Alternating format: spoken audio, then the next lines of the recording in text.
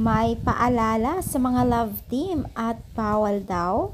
So ano nga ba ito? So bago natin ipagpatuloy ang ating pag-support today's video, kung bago ka pa lang sa aking channel, please subscribe, like, and pakit na rin po natin guys ang notification bell upang ma-update po tayo tuwing ako pinag-upload patungkol sa Team Kalingap. And please support po natin ang buong Team Kalingap, lalong-lalo na po kila Kalingap Rab at Kuya Bal na patuloy po na nagbibigay ng saya at katuwaan or tulong po sa mga netizens.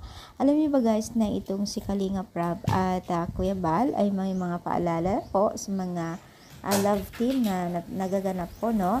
So, ang tanging hiling lamang po ni Kalingap Rab ay kung maaari ay bawal seryosuhin ang love team o ang nagaganap sa love team dahil nga di umano ay mga bata pa ang kanilang mga love team. Gaya na lamang po itong sila, Beyonce, Dara, and Papa po, no?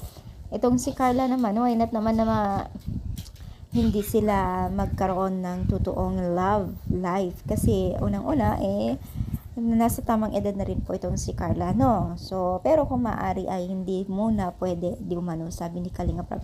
Dahil gusto ni Kalingap Rab ay siguro pag-focus muna sa kanilang mga pangarap sa buhay.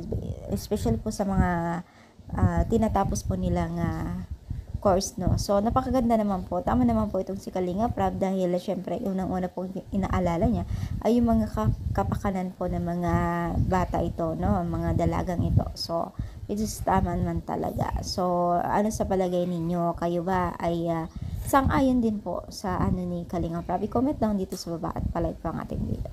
Sige, thank you so much. More power and syempre, God bless po all, guys.